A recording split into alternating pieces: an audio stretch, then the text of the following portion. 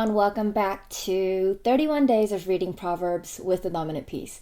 Today is day 13, and we're just going to jump straight in today. So if you guys have your Bibles with you, please open up to chapter 13 today, and we'll go straight into it.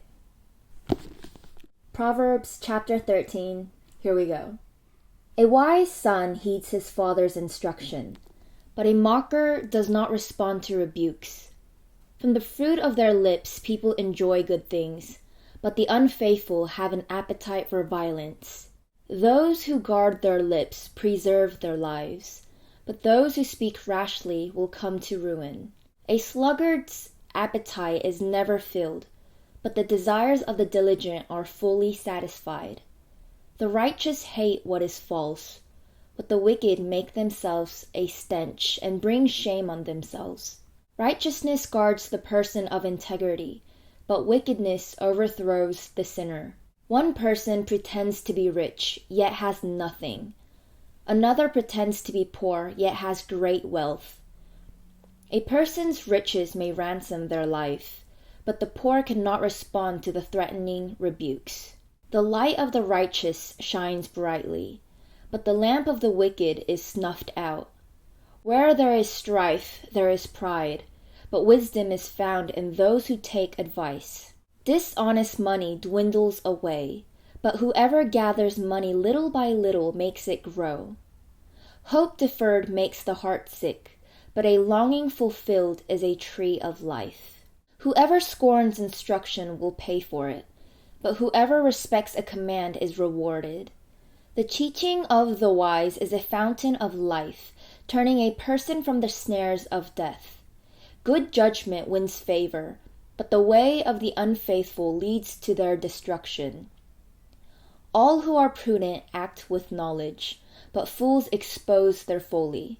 A wicked messenger falls into trouble, but a trustworthy envoy brings healing. Whoever disregards discipline comes to poverty and shame, but whoever heeds correction is honored. A longing fulfilled is sweet to the soul, but fools detest turning from evil. Walk with the wise and become wise, for a companion of fools suffers harm. Trouble pursues the sinner, but the righteous are rewarded with good things. A good person leaves an inheritance for their children's children, but a sinner's wealth is stored up for the righteous. An unplowed field produces food for the poor, but injustice sweeps it away. Whoever spares the rod hates their children, but the one who loves their children is careful to discipline them. The righteous eat to their heart's content, but the stomach of the wicked goes hungry. Amen. Today is chapter 13, and we have now entered in the middle of Proverbs. And I feel like the more and more we read chapter by chapter, the more deeper we go inside of Proverbs, it tells us a story, and it continues on chapter after chapter. If you guys seen yesterday's day 12 Proverbs, I've shared about 12 practical ways of how to live in righteousness. And the last thing was, be careful of choosing your friends. I myself is so amazed how Solomon, who wrote Proverbs, has been able to just write continuously and to be able to write about and speak to us about where he last left off. So today I want to talk with you guys briefly about friends and friends. So it says in verse 20, "Walk with the wise and become wise, for a companion of fools suffers harm."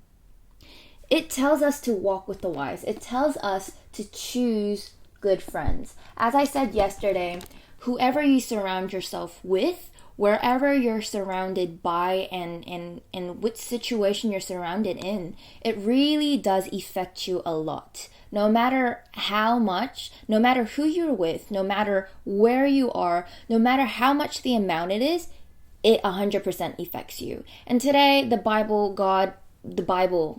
tells us clearly to be with the wise and become wise. The whole book of Proverbs is about wisdom, and it teaches us how to be wise. And I myself believe that wisdom in the book of Proverbs is a life lesson to keep and follow for the rest of our lives. So today I want to talk about the negative side, like choosing fools to be your friends, choosing bad people as your friends. Because today it clearly says, walk with the wise. But on the contrast, when walking with fools, when walking with the wicked, when walking with stupid people, what will happen? So I'm just bringing all the contexts that are within today's chapter.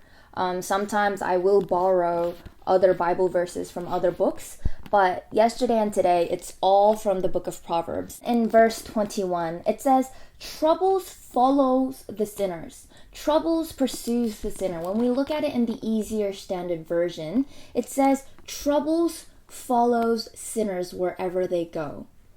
So the troubled people, the wicked people, only chooses to do evil. I'm not calling people stupid, but the Bible is literally saying stupid people. And stupid people want nothing but evil. I myself believe that once you're in it, you are then blinded by it. And it will take you a hard time to come out of it, but it takes you or that person a very long time to realize that that itself is evil and foolish. It says in verse 20, they refuse to change. They refuse to change. When you have friends who are foolish, when you choose to walk in darkness, when you choose to walk in the foolish ways, troubles will come to you no matter what, because God is telling us to walk in the light, to be wise, and He is telling us and teaching us ways how to pursue to live in wisdom. But when we detest it, when we choose not to change, then we are sinning, and that is sin itself. And when we know it but not do it, that is sin. Because we clearly know that it's wrong, but we keep on doing it, which is sin. Which means trouble will come to us wherever we go, no matter what. So at the end it says in verse 10, where there is strife, there is pride. In the English Standard Version, it says, conflictions are caused by pride.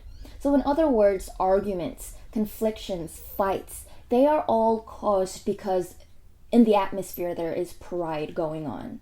So when we ourselves are arrogant, when we see people who are prideful, they cannot be humble enough to agree to one another, to lay down their thoughts and opinions and say, hey, your words are right, I totally agree with you. Wherever there is pride, there is confliction, because there is no love, there is no wisdom, and there is no understanding. Let me just read you the full verse 10, where it says, where there is strife, there is pride, but wisdom is found in those who take advice. So today, chapter 13 tells us, take advice. Be wise enough to take the advice that I am giving you today, to walk with the wise and become wise, to surround yourself with good friends, to be careful when you choose your friends, to surround yourself with good people who can inspire you, who can motivate you to become a wiser, healthier person of God. Let me just finish off with verse 21. It says, good things happen to good people. In Eng-NIV, it says, but the righteous are rewarded with good things. When we choose to walk in righteous, when we choose to have wisdom, when we declare and choose the easiest path, which is to walk in light, which is to be God-centered, good things will happen to us. Trouble will not come to us wherever we go. Of course, struggles may come, but it isn't troubles that happen to us to make us suffer. Sufferings will not harm us. There will be no sufferings that we cannot bear, because God only gives us what we can bear. And so today I really encourage you guys to walk with the wise, to look back at your surroundings, to see where yourself is at. Do you have a good community around you? Do you have a good support friends around you? When you have the opportunity where good friends are around you, I'm sure you will know it.